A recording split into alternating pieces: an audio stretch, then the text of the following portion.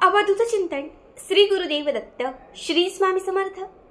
नमस्कार, तुम्हा सर्वांचं आपल्या स्वामी शक्ती या चॅनलमध्ये मनापासून स्वागत आहे।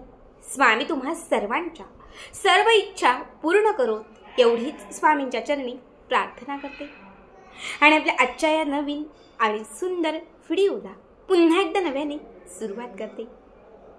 मित्रांनो, बघा, आपण दररोज सकाळी उठल्यानंतर सगळ्यात पहिल्यांदा देवघरात दिवा लावतो। आपल्यापैकी कित्येक लोक अशी आहेत की जी सकाळी लावलेला दिवा हा सायंकाळपर्यंत देवघरामध्ये प्रज्वलित ठेवतात। बरीच लोक अशीही आहेत की जी 7 दिवस 11 दिवस किंवा 21 दिवस अखंड दिव्याची जी ज्योत आहे ही देवघरामध्ये पेटली ठेवतात। आता प्रत्येक जण आपल्या श्रद्धेनुसार आपल्या परंपरेनुसार जो काही सकाळचा दिवा आहे तो लावत असतो। तर आपल्यापैकी असंख्य लोक सकाळ आणि संध्याकाळ दोनही वेळात दिवाबत्ती करत असतात। बघा, जेव्हा ऋषीमुनींनी शोध लावला होता की भगवंतापर्यंत देवापर्यंत काय पोहोचलं जातं, तेव्हा त्यातून एकच निष्पन्न झालं होतं की देवापर्यंत तेल आणि तूप या दोनच गोष्टी पोहोचल्या जातात आणि तिथून दिवा लावण्याची प्रथा आहे।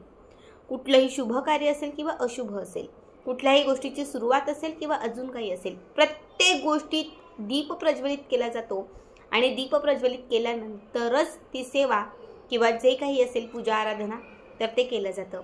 असं म्हटलं जातं की अग्नीच्या साक्षीने केलेलीच सेवा ही सिद्धीस जाते आणि कुठलीही सेवा सिद्धीस जाणं त्याचं फळ प्राप्त होणं खूप महत्त्वाचं असतं। त्यासाठी दीपदान हे सर्वश्रेष्ठ दान मानलं जातं। बघा, आज या व्हिडिओमध्ये मी तुम्हाला याच दिव्याचे काही विशेष प्रभावी उपाय सांगणार आहे।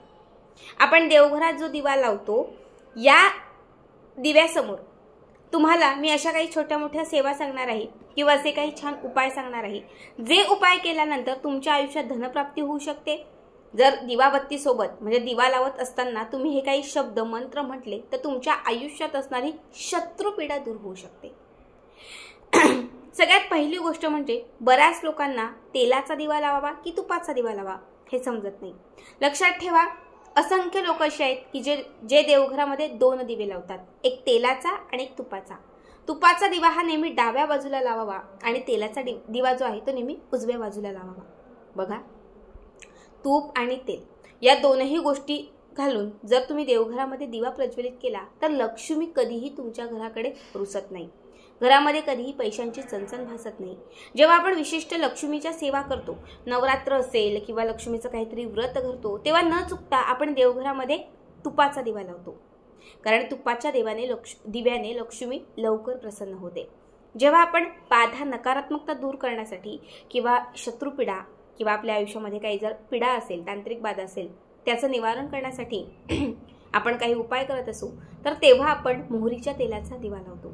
मोहरीच्या तेलाचा दिवा हा नकारात्मकता क्षणात दूर करतो। तर बऱ्याच वेळा आपण देवघरामध्ये नित्यसेवा आराधना किंवा इतर जे काही करत असतो तेव्हा तेलाचा दिवा लावतो। आता ते तेल तिळीचं असू शकतं किंवा अगदी कुठलंही। बघा, दिवा आपण जेव्हा देवघरामध्ये लावतो तेव्हा दिवा लावत असताना नेहमी त्या दिव्याच्या खाली असं नसावे। असं म्हटलं जातं की तुम्ही नुसताच देवघरामध्ये दिवा ठेवला तर त्याचा चटका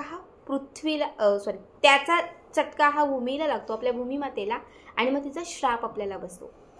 त्यामुळे नेहमी दिवा लावत असताना एक छोटी प्लेट घ्यायची, त्यामध्ये थोड्याशा का होईना तांदळाच्या म्हणजे थोडे तांदूळ घालायचे, तांदूळ किंवा तुम्ही फुलाच्या पाकळ्या घालू शकता आणि त्याच्यावरतीच दिवा ठेवायचा। असा दिवा हा सर्वात महत्त्वाचा किंवा सर्वश्रेष्ठ दिवा मानला जातो। आता ह्या दिव्याबाबतीत काही छोट्या मोठ्या गोष्टी तुम्हाला सांगितल्या, आता मी तुम्हाला उपाय सांगत आहे।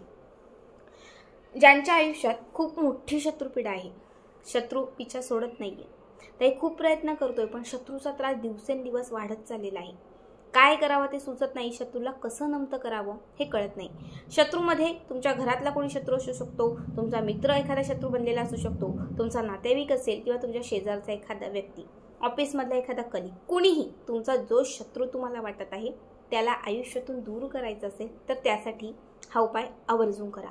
संध्याकाळी 6च्या पुढे जेव्हा तुम्ही देवघरात दिवा लावाल त्यानंतर कधीही तुम्ही हा उपाय किंवा ही जी सेवा आहे ती करू शकता। यासाठी आपल्याला काय करायचं आहे, जेव्हा आपण दिवा लावू तर दिवा लावल्यानंतर तुम्हाला एका चिमटीत, आपल्या हाताच्या चिमटीत पिवळ्या रंगाची मोहरी घ्यायची। पिवळ्या रंगाची मोहरी घरातल्या 4ही कोपऱ्यांना स्पर्श करायची आहे, ठीक आहे। त्यानंतर ही मोहरी घराच्या मुख्य प्रवेशद्वारावरून ओवाळायची आहे. मुख्य प्रवेशद्वारावरून ओवाळलेली ही मोहरी देवघरात जिथे तुम्ही दिवा लावलेला आहे तिथे तुम्हाला अगदी हाताच्याच मुठीमध्ये घेऊन उभं राहायचं आहे. लक्षात ठेवा. समजा तुमचा बसलेला म्हणजे बैठा देवघर असेल, आता कोणाचं उंचवट्यावर असेल, जसं असेल तसं तुम्ही करा, पण शक्यतो उभं राहा. देवघराच्या वरून देखील ही मोहरी 7 वेळा तुम्हाला ओवाळून घ्यायची आहे. आपल्या हातामध्ये ही मोहरी घेऊन तुमच्या शत्रूचं नाव घ्यायचं आहे, जो कुठला शत्रू असेल तो. आणि शत्रूचं नाव घेतल्यानंतर तुम्हाला जो मंत्र सांगते तो फक्त मंत्र म्हणायचा आहे. हा मंत्र तुम्ही 7 वेळा म्हणू शकतात, 11 वेळा म्हणू शकतात किंवा 21 वेळा म्हणू शकतात.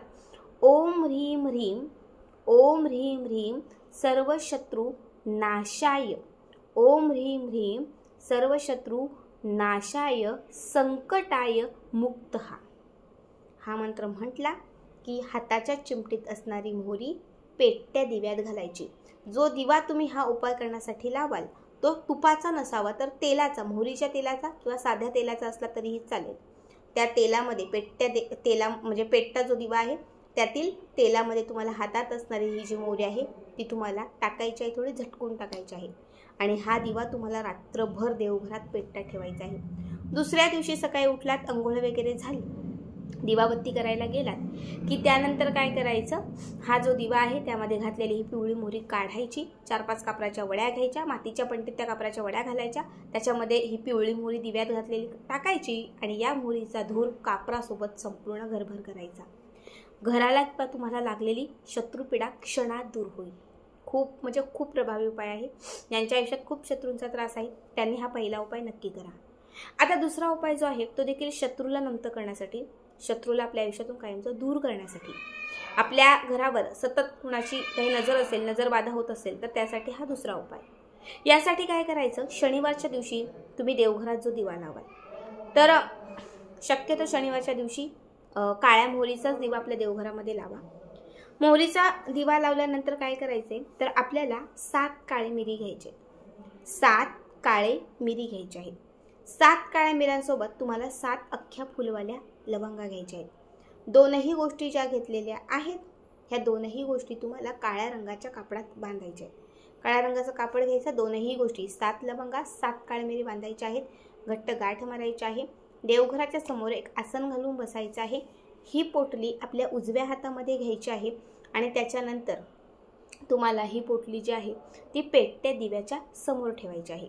म्हणजे ज्या प्लेटमध्ये किंवा जिथे तुम्ही हा दिवा लावलेला आहे मोहरीच्या तेलाचा, तर दिव्याच्या समोर तुम्हाला ही पोटली, काळ्या रंगाची पोटली तुम्हाला ठेवून द्यायची आहे. दिव्याच्या समोर ठेवल्यानंतर तुम्हाला तिथे बसून 3 वेळा हनुमान चालीसा म्हणायचं आहे आणि 3 वेळा तुम्हाला रामरक्षा म्हणायचं आहे. 3 वेळा हनुमान चालीसा, 3 वेळा रामरक्षा, दोनही स्तोत्र तुमचे म्हणून झाले की त्याच्यानंतर तुम्हाला ती पोटली उचलायची आहे. बघा, काळी मिरी आणि लवंगाची पोटली उचलायची आहे आणि पेटलेला जो दिवा आहे त्या दिव्यावरून ती 7 वेळा अशी ओवाळायची आहे. 7 वेळा ओवाळल्यानंतर तुमची जी इच्छा असेल, जे संकट आलेलं असेल, जे काही तुम्हाला आयुष्यात नको असेल ते तिथे सांगायचं आहे. माझ्या आयुष्यातून शत्रुपीडा मुक्त व्हावी, माझ्या आयुष्यात असणारी इडापिडा दूर व्हावी, कर्जातून मुक्तता व्हावी आणि माझ्या आयुष्यात सुख समृद्धी यावी असं म्हणायचं आहे. आणि पोटली तुम्हाला गोलाकार पद्धतीने ती ओवाळून म्हणजे गोलाकार पद्धतीने तुम्हाला गोल फिरवायची आहे. त्याच्यानंतर ही जी पोटली आहे ही तुम्हाला एका वाटीत किंवा एखाद्या मातीच्या भांड्यात किंवा लोखंडी कुठलंही भांडं ज्यात कापूर जळता त्या भांड्यात तुम्हाला ठेवायची आहे. कापडासकट ही लवंग आणि काळी मिरीची पोटली ठेवायची आहे.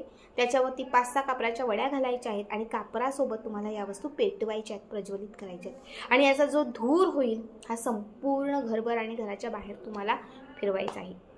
बघा, हा उपाय केल्यानंतर तुमच्या आयुष्यात असणारी कितीही मोठी शत्रुपीडा किंवा कर्जमुक्ती क्षणात नष्ट होईल.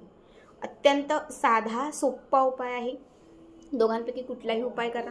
रोज आपण दिवा लावतो त्याच दिव्यासोबत जर हे छोटे मोठे काही उपाय केले तर नक्कीच आयुष्य बदलू शकते. आयुष्यात असणारी संकट जे आहे त्यातून तुमची मुक्तता होऊ शकते. श्री स्वामी समर्थ. जय जय स्वामी समर्थ.